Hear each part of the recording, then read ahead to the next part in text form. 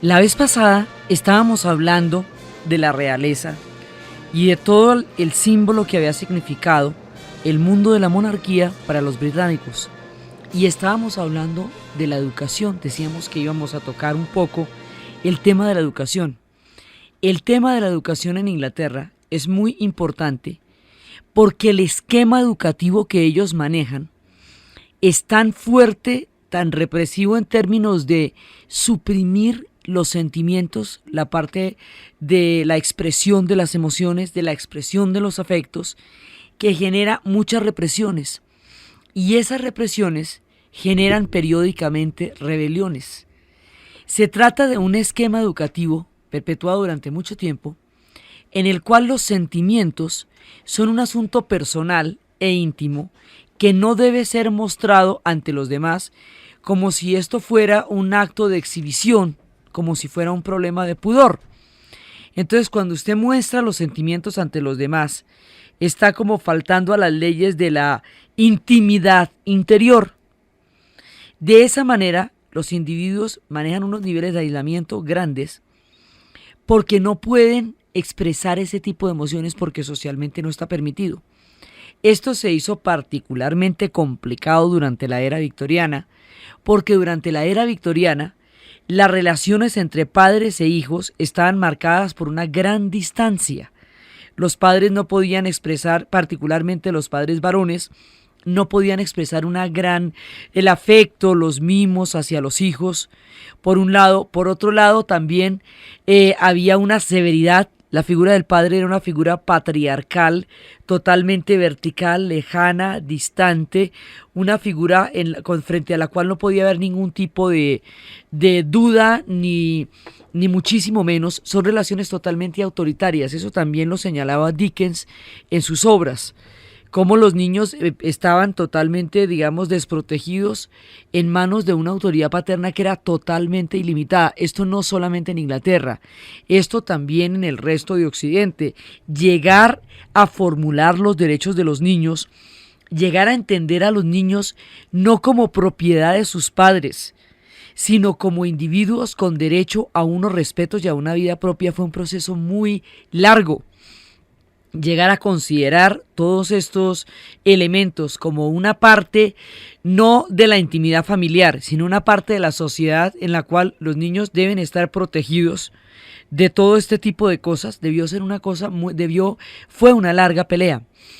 Entonces, entre la distancia que hay en la educación durante la era victoriana, el énfasis en los modales, el énfasis en las maneras, el énfasis en no demostrar nada, en manejarse correctamente, todo este énfasis en los buenos modales, en la buena educación, en la palabra correcta, en el saludo que toca, es la fuente de muchísimas rebeliones en Inglaterra.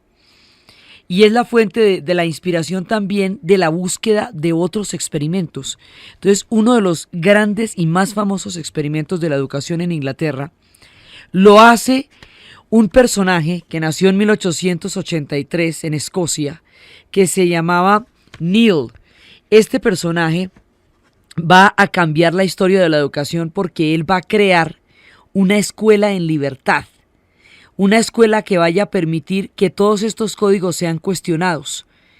Él estudió en la Universidad de Escocia durante 12 años, fue profesor también en los colegios estatales escoceses y después con otros compañeros basados primero en Dresden, hizo el experimento, y luego en Australia, y luego se volvió a Inglaterra, donde lo convirtió ya propiamente en una escuela que sería toda una línea en pedagogía.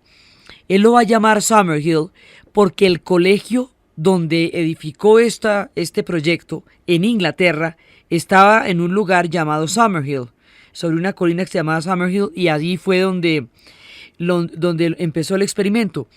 La idea de Summerhill es concebir la libertad en los niños y la libertad en la educación. Y eso en Inglaterra resultaba totalmente revolucionario. Y resultaba totalmente revolucionario porque vienen los esquemas de la era victoriana. Y los esquemas de la era victoriana manejan un nivel de rigidez, completamente inamovible. Esto en una sociedad además que estaba tan estratificada por clases sociales, donde desde el acento mismo usted ya estaba determinado a dónde iba, a qué lugares tenía acceso y a qué lugares no tenía acceso, qué tipo de educación le estaba dada y qué tipo de educación no le estaba dada. Este experimento, en el momento en que se hace, no tiene ningún antecedente. Cuando empieza, porque además empieza muy temprano el experimento. El experimento empieza hacia los años 30 y es muy temprano para todo lo que sería después. Ya cuando empiecen las rebeliones de los 60, cuando empiecen todos los movimientos estudiantiles y todo eso, el experimento de Summerhill tiene en ese entonces una trayectoria muy amplia.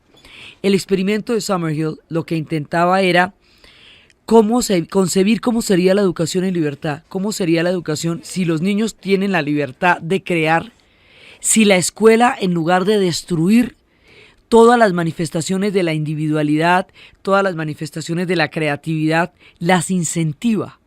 Si los niños, en lugar de ser una especie de prisioneros de un sistema educativo, se convirtieran en actores, partícipes y protagonistas de un proceso de educación. El experimento de Summerhill es uno de los patrones pedagógicos del siglo XX.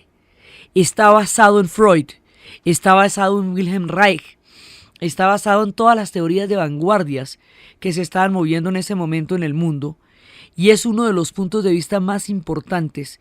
La pedagogía que ahora habla de la necesidad de escuchar al estudiante, de la necesidad de que el estudiante tenga la capacidad de expresarse, desarrolle criterios y un juicio propio, viene de Summerhill, complementada mucho más adelante en Estados Unidos con la teoría del Dr. Spock, que en pediatría empezó a hablar por primera vez de expresarle el afecto a los niños como una manera de ayudarlos a crecer con seguridad y fuerza interior. Porque antes de estos planteamientos, la fuerza la resolvía la gente a partir de la física supervivencia frente a esquemas de educación muy, muy autoritarios. La idea es que la fuerza interior la saque la gente de su propia convicción, de su propia seguridad y no de la imposición desde afuera. Ese es como el cambio. Este experimento va a ser muy importante como punto de referencia para todos aquellos que han trabajado la libertad como un problema en la educación. Y corresponde a esa otra parte de la cultura inglesa, esa otra parte que es contestataria, que es contracultural, esa que estamos hablando que se expresa paralelamente. Ellos son tradición y también son vanguardia. Esta parte de las vanguardias, que la hemos venido siguiendo desde lo que más adelante sería el pop y el rock, y desde lo que antes fueron los románticos, en la educación se traduce a través del experimento de Neil en Summerhill. Entonces, eso también existe. Y es una parte importantísima, es una escuela pedagógica, es una manera de ver la vida, es una revolución en todo el sistema educativo la que este señor hace. Él va a morir en 1973, pero deja una formación importantísima. Entonces, pero esto es un elemento, digamos, un elemento contracultural, un elemento de vanguardia. La educación como tal es de unos esquemas de tradición que va a producir una especie de camisa de fuerza. Por eso era que John le Carré decía que que los ingleses podían ser perfectos espías porque podían desmoronarse por dentro y nadie lo notaría porque estaban entrenados para no mostrar sus emociones. Por eso hablábamos la vez pasada de cómo Diana, la princesa Diana, al criar a sus hijos de una manera afectuosa, públicamente dulce, rompía los esquemas con que todos los reyes fueron criados, porque ellos eran criados con la mayor severidad, con la mayor distancia, con la falta total de expresividad del afecto, y ella rompía todos esos cánones al ser natural, afectuosa y dulce con sus hijos, sin mantener los protocolos con los cuales todos los demás sí fueron criados. Entonces aquí hay una cosa muy complicada y es importante entender todo este problema porque eso va a generar un montón de rebeliones. Entonces la primera de las rebeliones es la vanguardia, que es precisamente lo que va a sacar Summerhill, lo que va a sacar Neil. Después En los años 60 es cuando empiezan todas las grandes rebeliones en el sistema educativo, en el sistema universitario, cuando empiezan todas las luchas contestatarias en las universidades por el derecho a autogestión. Lo mismo que estaba sucediendo en las demás universidades europeas, empieza a suceder con mayor razón en las universidades inglesas.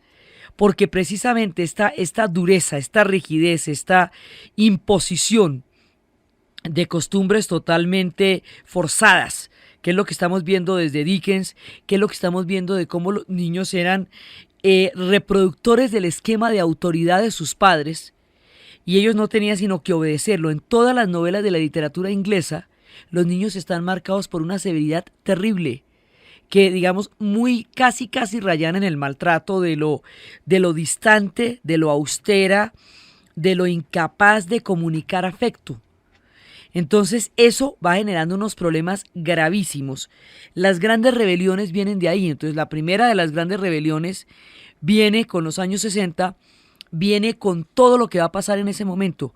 Viene con, bueno, pero con la minifalda, con la revolución sexual, pero viene fundamentalmente con el derecho a cuestionar, a preguntar, a disentir en el aula, a estar en desacuerdo con el maestro, a poderle preguntar al maestro, porque las reverencias de autoridad son tan grandes que es impensable siquiera cuestionar al maestro o siquiera preguntarle. El miedo es la única relación que ellos conocían en la educación.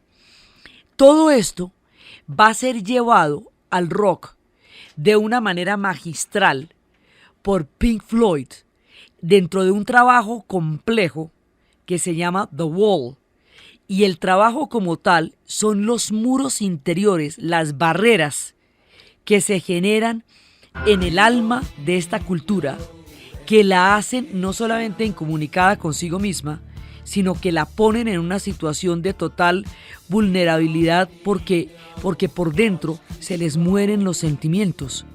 Y eso está dado en gran medida por la educación. Toda esta tradición va generando un tipo de resentimientos muy fuertes. Esta canción de Pink Floyd dice que cuando éramos pequeños había ciertos profesores que gozaban exponiendo nuestras debilidades ante los demás y muestran cómo le cogen un poema a Pinky, que es el personaje de la historia, y lo ridiculizan y lo vuelven una sátira. Entonces empiezan a decir: no necesitamos educación, no necesitamos control escolar, no necesitamos oscuro sarcasmo en la clase. Profesores, déjennos a los niños solos. Y la imagen, en paz, pues más que solos, en paz. Y la imagen es la de un montón de niños a los que se les pone una cara, un rostro uniforme uno por uno, se les pone en una cadena de montaje, bajan a un abismo y luego salen en forma de salchichas. Es una imagen terriblemente fuerte, y la canción es terriblemente fuerte porque el tipo de educación del que se está hablando es terrible. Es una educación que también viene desde lo puritano, desde la negación del cuerpo, desde la negación de la libertad, desde la negación del placer, de las épocas más puritanas de Cromwell. Hay películas como Oscar y Lucinda, donde le mostraban la educación de un personaje al que no le permitían comer pudín, porque la complacencia de los sabores dulces en la boca podría debilitar su carácter. La idea de fortalecerlos a punta de violencia interior es una cosa que va a producir unas reacciones brutales. Y si uno no entiende este esquema educativo, no entiende cómo y de dónde salieron los punks. Precisamente el movimiento punk va a surgir mucho tiempo después por estos esquemas de educación. Entonces, una de las rebeliones grandes son las de los años 60. Y precisamente el dejarse el pelo largo, el andar con los pantalones de bota campana, todo eso son íconos, son símbolos de rebelión. Era precisamente desconocer una autoridad que se había vuelto asfixiante, que lo había sido siempre, de los esquemas de educación más represivos, donde el pegarle a los niños, donde el gritarlos, donde el ridiculizarlos estaba a la orden del día, eran los esquemas de educación inglesa. Aún sigue siendo así en algunas partes, pero ya de todas maneras, todas las sucesivas rebeliones que han habido han permitido líneas de cambio, han permitido, en todo caso, enfoques diferentes, porque esto llegó a ser muchísimo más severo y muchísimo más grave. A lo largo del siglo XIX, la era victoriana, es la época en que con mayor evidencia se hace presente la represión en la educación.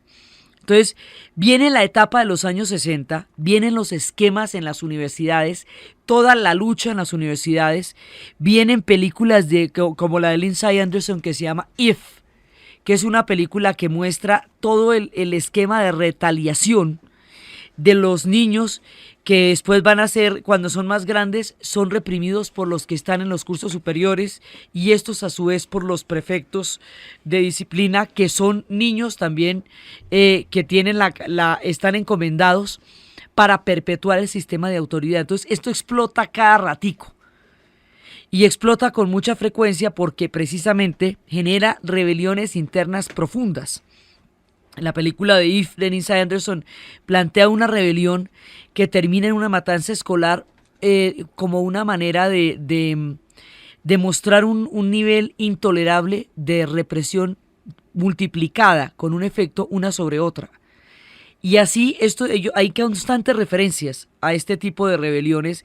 Lo que mostraba If, por supuesto, distaba mucho de la brutal realidad que hoy se ha presentado en las escuelas, particularmente en los Estados Unidos. Era una manera de mostrar que estas rebeliones reventaban a las personas por dentro, ese tipo de esquemas educativos.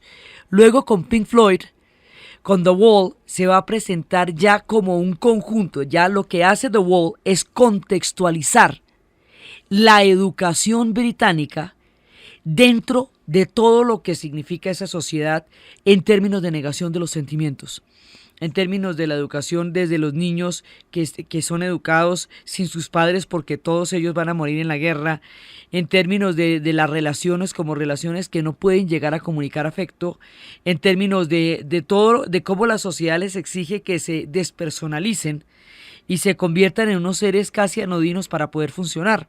Entonces lo que hace Pink Floyd es darle toda una dimensión de vacío al esquema educativo de los ingleses.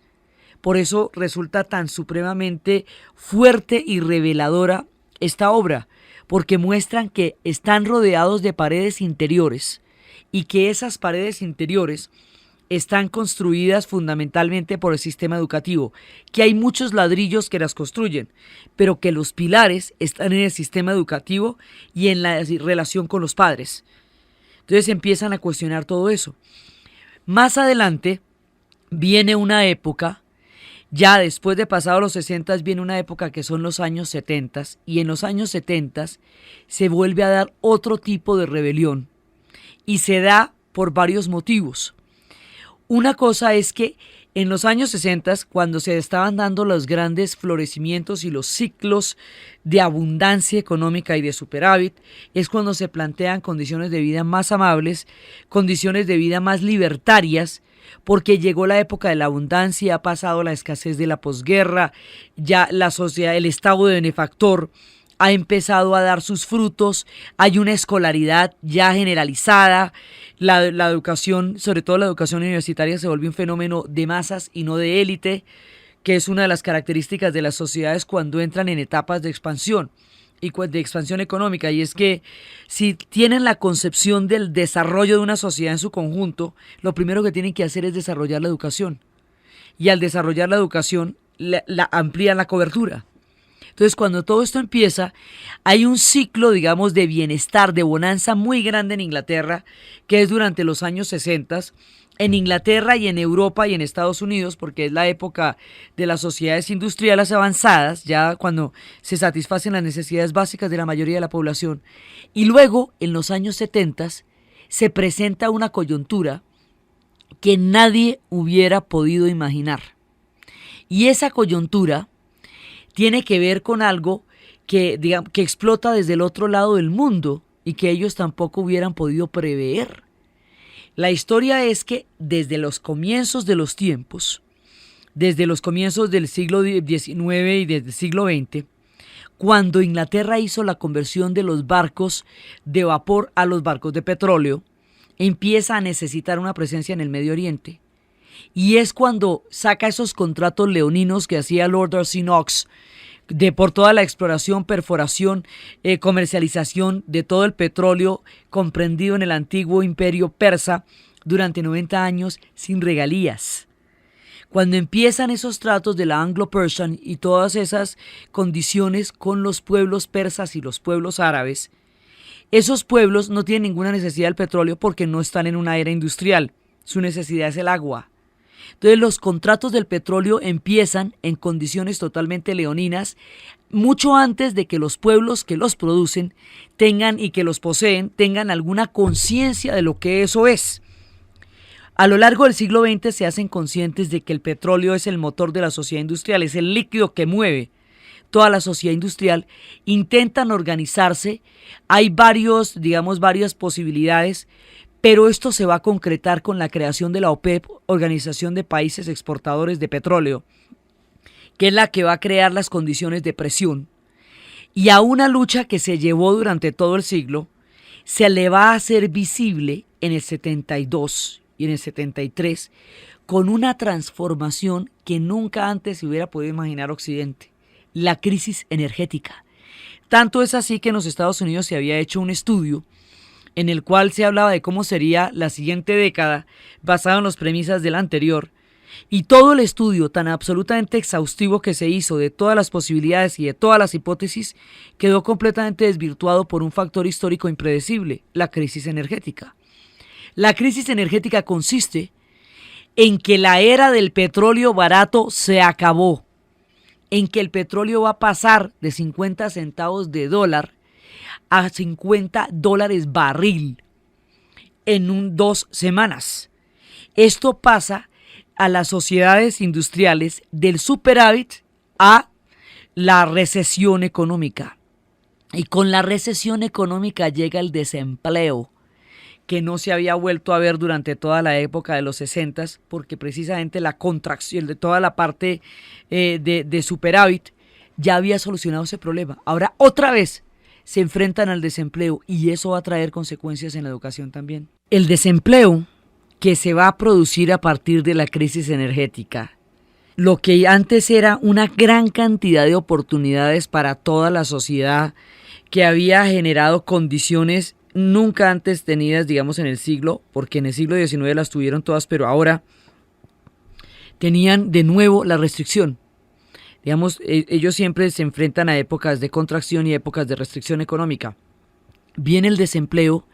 La crisis energética es un golpe brutal. Es un golpe brutal porque derivados del petróleo hay por lo menos 500 derivados, y en ese momento, cuando estalla la crisis energética, el 90% de la sociedad industrial funciona con el petróleo. No hay fuentes alternas todavía porque no había necesidad de trabajarlas. El combustible fósil era la única posibilidad de moverse, y esto va a influenciar desde el asfalto, desde los automóviles, la gasolina, el combustible, todos los sistemas de transporte, hasta los acetatos. La industria disquera va a tener una fuerte baja porque el acetato se produce de derivados del petróleo, entonces solo van a salir los artistas que son más importantes. Todo cambia a partir de la crisis energética, y ese paro, esa situación de inestabilidad, y ese sistema educativo va a generar una rebelión que se va a conocer con el nombre de los punk.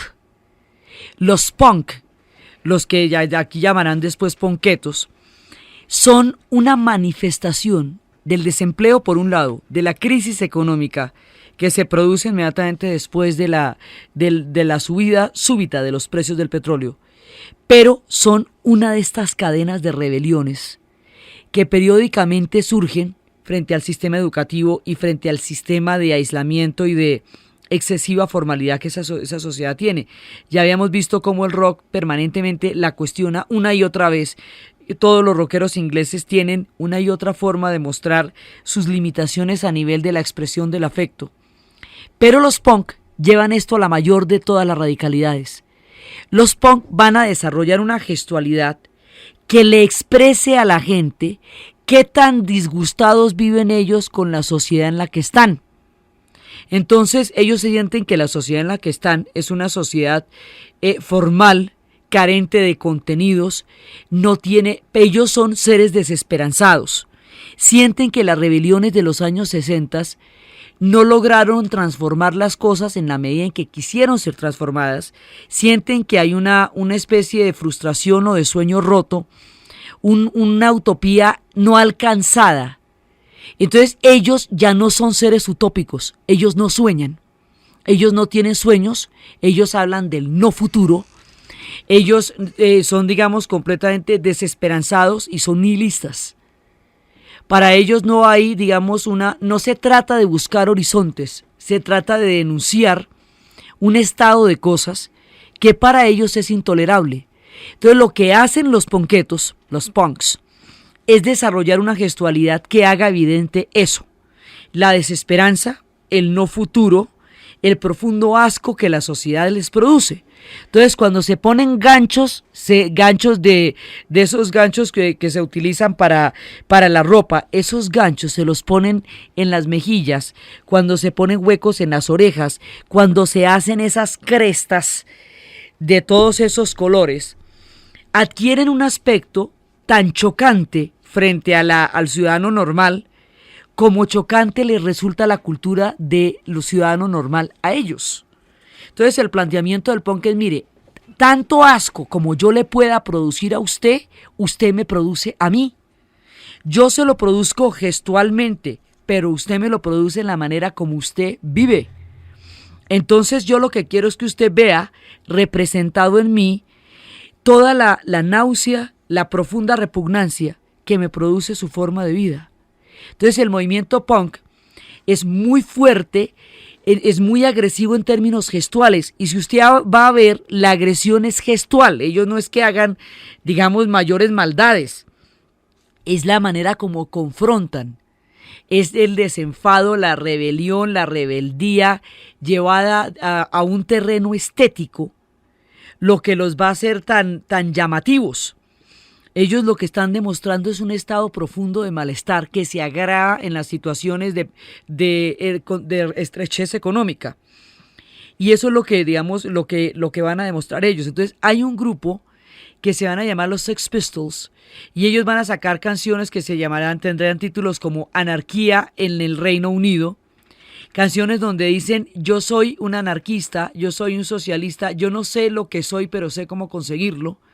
Es una manera de demostrarles a ellos que ellos no importa, no es que tengan sueños ni proyectos, tienen es urgencias vitales, urgencias profundas, y esto sale de todos estos esquemas educativos, sale de un estado de represión que empuja a la gente hacia rebeliones francas y abiertas.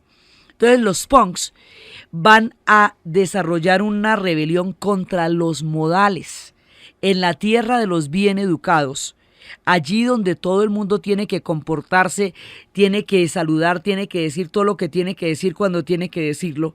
Esta gente se rebela contra todo eso.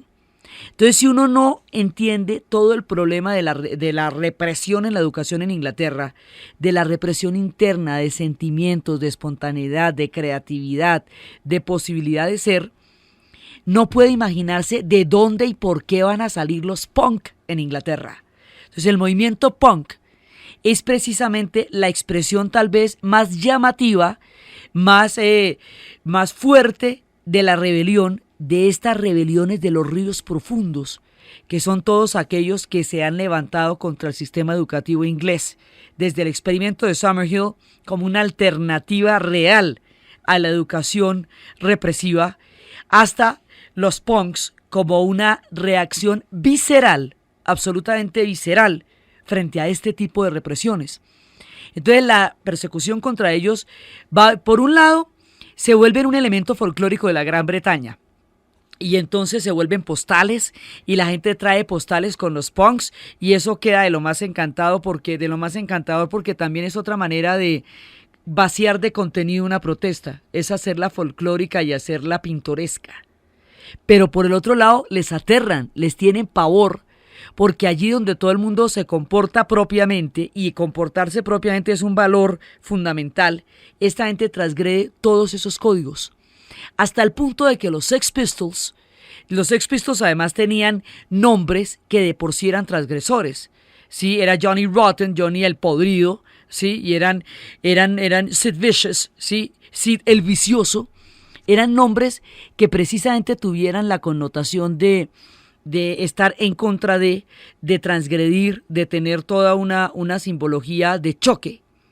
A los Sex Pistols van a llegar el punto en que a ellos los van a reprimir porque son los creadores del punk en la música, y el punk es un movimiento vital, musical, artístico, pero también es un movimiento gestual, es una actitud frente a la vida cotidiana, es una actitud frente a la vida. Entonces, por eso a los Sex Pistols les van a prohibir tocar en el territorio del Reino Unido. No pueden tocar en la Gran Bretaña en ninguna parte. Entonces se contratan un barco y hacen un famosísimo concierto en las aguas, en el barco. Y todo el mundo se va para los puertos a oírlos tocar. Entonces se les arma una discusión sobre si las aguas territoriales son o no parte de la soberanía del Reino Unido, pero ellos no están incumpliendo la norma porque no tienen un piecito puesto en el territorio, ellos tienen los piecitos en las aguas. Entonces esto lleva, por ejemplo, a este tipo de confrontaciones en las cuales ellos buscan la manera de poner en ridículo esa represión. El punk es un tipo que además no se toma en serio ningún esquema de autoridad, y eso en una educación tan autoritaria no se había presentado antes de esa manera. O sea, desde otras sociedades donde los esquemas de autoridad son tan relativos, es difícil imaginar cómo una rebelión como la punk va a ser tan supremamente fuerte y transgresora en Inglaterra. Pero es que allá, en la Gran Bretaña, el esquema de autoridad es un eje de todas las relaciones y sobre todo es un punto central de la educación y de la crianza. Rebelarse contra eso, llamarlo desesperanza, llamarlo frustración, llamarlo sueños rotos, llamarlo farsa, llamarlo formalidad, es una cosa que transgrede totalmente el orden social. Esto lo habían dicho los rockeros desde el rock sinfónico. Esto lo habían desarrollado los hippies a través del underground inglés.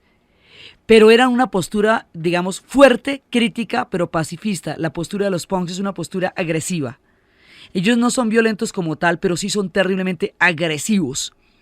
Entonces hay una parte que siempre está en permanente choque, que siempre está en permanente latencia, que es la parte que se revela cada tanto, cada generación, contra el sistema educativo de los ingleses, porque precisamente eso es lo que fomenta las grandes y profundas rabias interiores.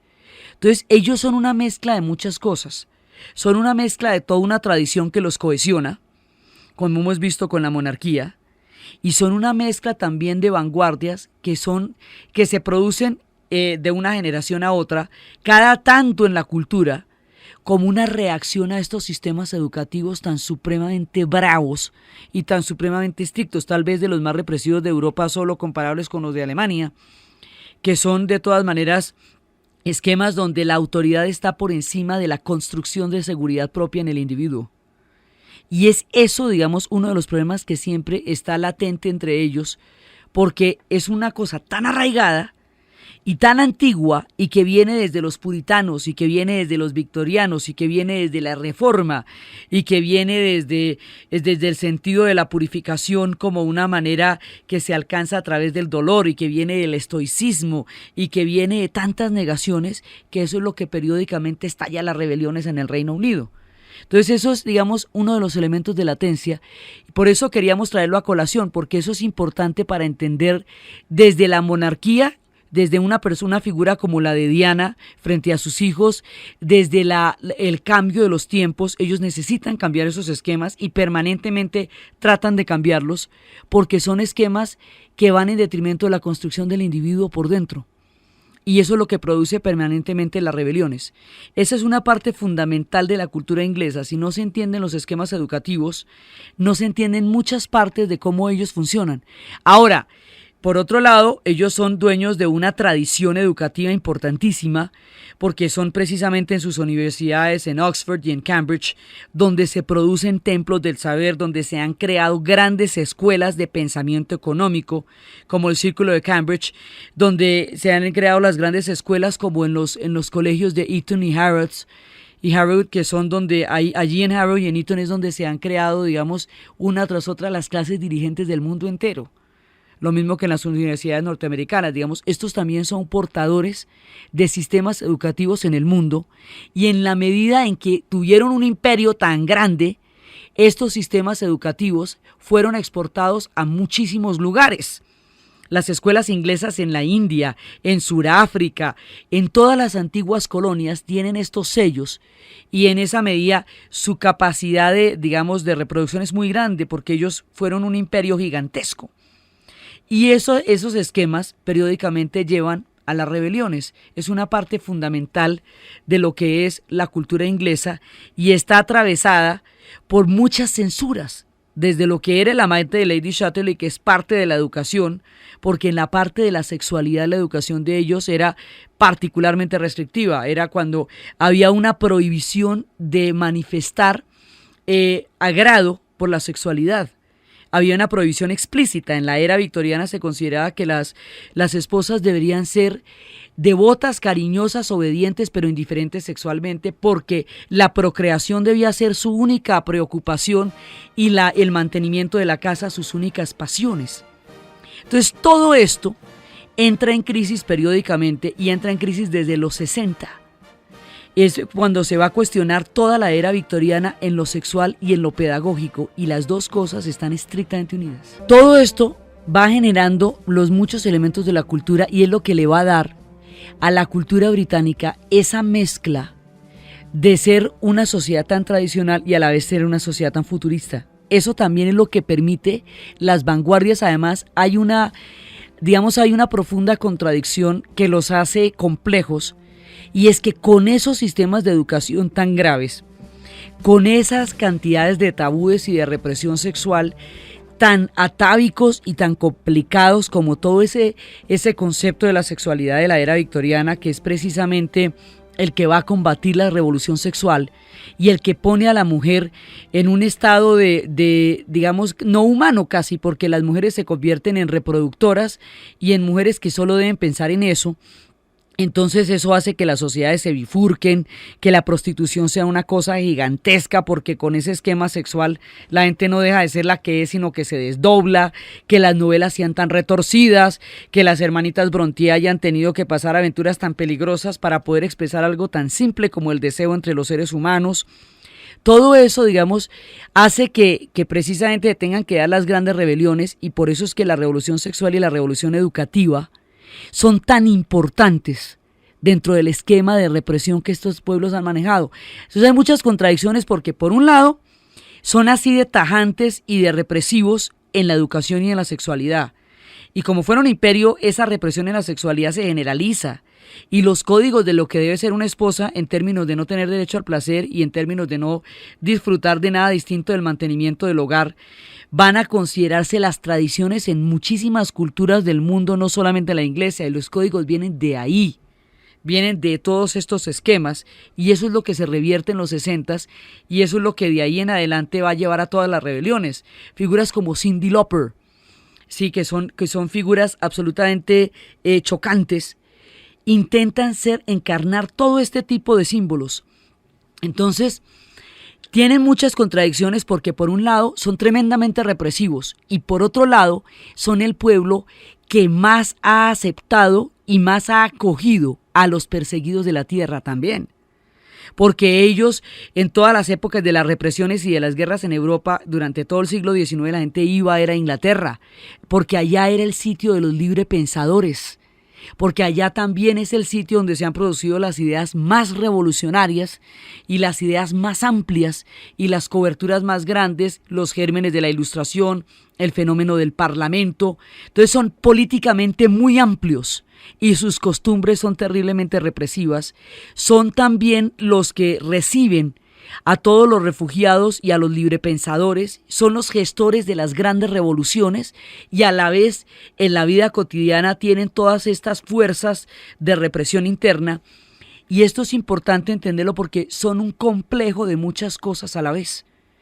Y van a generar tanto estos esquemas como unas posibilidades, porque precisamente todo esto hace que ellos también tengan una tradición de actores, la cosa más impresionante, porque son seres que son capaces de actuar cualquier cosa, son actores naturales por ese sistema de educación que tienen, como están acostumbrados a guardárselo todo, ellos pueden ser cualquier cosa, se pueden mimetizar en cualquier actuación y ellos tienen unos actores y han creado a nivel del cine grandes revoluciones.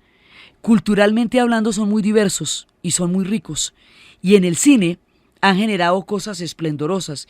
Ellos han tenido los grandes actores, bueno, la tradición de Shakespeare les da una columna vertebral para toda la actuación y para todas las escuelas. Y de ahí sale la gente como Sir Laurence Olivier, de ahí sale la gente como Peter O'Toole. Sir Laurence Olivier va a ser por excelencia el que va a representar todos los personajes de Shakespeare. Y ese va a ser uno de los hitos de la actuación. Es más, todo el que se considera un gran actor va a interpretar a Shakespeare. Los ingleses se convierten en un parámetro de lo que es la actuación, de lo que es el teatro y de lo que es el cine. Y en el cine van a desarrollar grandísimas revoluciones también.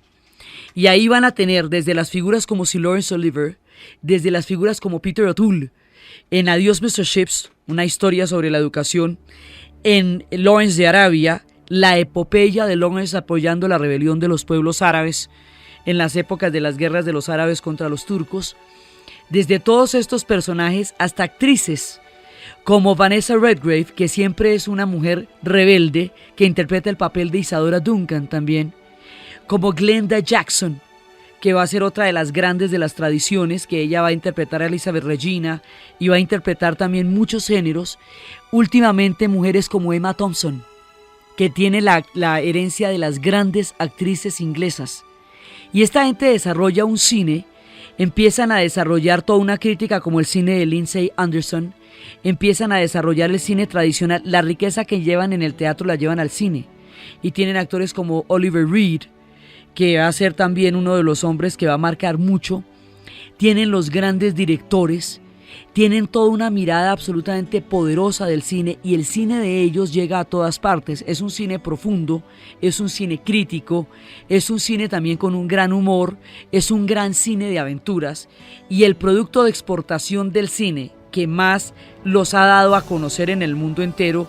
Ellos tienen toda la flema que tiene personajes como Michael Caine, que puede hacer todas las interpretaciones más eximias, que puede, como las más profundas, las de desde Funeral en Berlín en todas las películas de espías, hasta las grandes o las comedias como lo que va a ser Educando a Rita, donde precisamente se cuestiona lo de las clases sociales. Eso siempre lo cuestionan porque las clases sociales han marcado muchísimo, entre ellos patrones de jerarquía en la educación. Entonces, una y otra vez ellos están llevando en el cine sus propias historias y se van reflejando en ellas. Tienen este tipo de actores, tienen a Michael Caine, pues ahí están todos los grandes, tienen a Rex Harrison cuando interpretaba a Mi Bella Dama y ahí llevaba al cine la obra de Bernard Shaw, tienen a Peter O'Toole, tienen a todos ellos y tienen uno que fue el que los conoció, los hizo conocer en el mundo entero y uno de los íconos, aparte por supuesto del Imperio, pero uno de los íconos que los va a hacer conocer a ellos en el mundo entero y que por supuesto está al servicio de su majestad, tiene licencia para matar, porque ellos, entre ellos los policías y los agentes no pueden estar armados. Eso es una característica, por lo tanto si usted los mata le meten en un problema muy grave, pero ellos no pueden estar armados.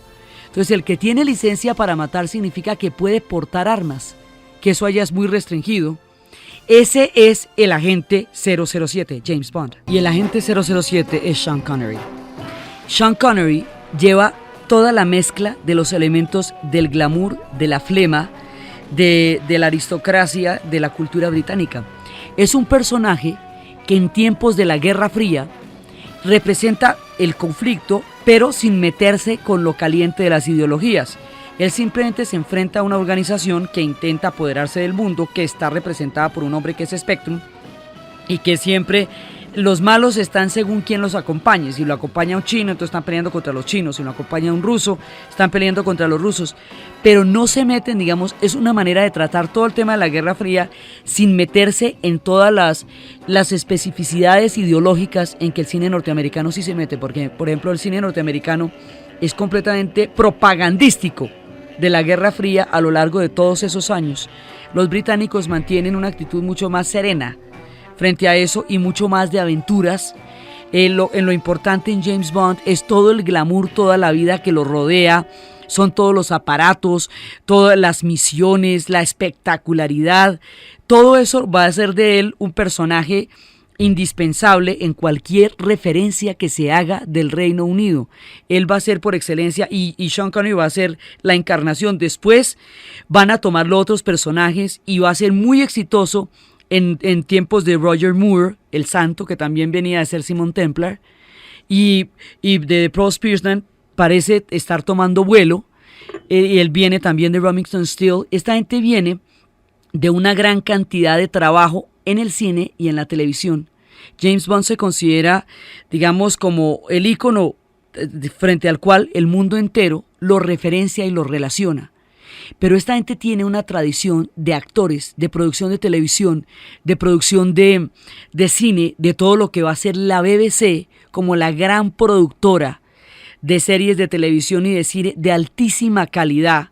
Los experimentos de Plaza Sésamo, que son los experimentos educativos en el cual a los niños se les enseña con un criterio totalmente diferente a la aburrición. Vamos, en el campo del cine, la televisión, esta gente es absolutamente revolucionaria y a la vez lleva sus tradiciones. Entonces están llevando los grandes actores, las grandes actrices, los grandes personajes, y ahí usted ve muchísimas cosas de toda la complejidad que ellos son capaces de crear a nivel de la manera como ellos se muestran. Las producciones de sus grandes obras literarias son absolutamente impecables en versión de ellos mismos, saben mostrarse. Saben mostrar tanto sus miserias como sus esplendores. Saben llevar a cabo la manera como ellos han sido y son durante la historia. Tienen Richard Harris cuando interpreta a Cromwell. Ese es otro de los grandes actores que va desarrollando la tradición de cómo este pueblo se muestra a sí mismo. Y el experimento de Plaza Sésamo fue iniciado en los 60s. Es un experimento que va a cambiar mucho la relación de lo que es la pedagogía también para los niños, porque se hace desde el placer y desde el juego, se hace desde lo lúdico y no desde la memoria ni desde la represión. Entonces, ellos están desarrollando en esta época, en los 60s y en los 70s, y particularmente en los 70s, una gran cantidad de cambios internos. Después vendrán épocas más difíciles. La crisis energética es un golpe muy fuerte, pero ya después vendrán las épocas en que todo el mundo de los mineros va a desaparecer. El estado benefactor va a ser cambiado por la globalización, por la era Thatcher. Llegará la guerra de las Malvinas, el gran desempleo, los tiempos de la globalización, los tiempos de Billy Elliot y de Full Monty, cuando las grandes industrias quedan desmanteladas. Se aproximan a otro ciclo en el que van a tener un amplio crecimiento económico, pero por dentro van a tener grandes y profundos cataclismos internos. Ellos están todo el tiempo oscilando entre la grandeza y los cataclismos, entre la tradición y entre la vanguardia. Y una mirada a todos estos aspectos siempre nos acerca un poco más a una cultura tan compleja como la que ellos tienen. La próxima vez viene la era Thatcher. Y con la era Thatcher vienen todas las consecuencias de una conservaturización del modelo neoliberal que empieza a implantarse allá, de la globalización que ellos empiezan a implementar y de los costos que ellos van a pagar por esos modelos económicos que hoy son toda la actualidad del mundo en el que vivimos y que allá empezaron a suceder en los años 80.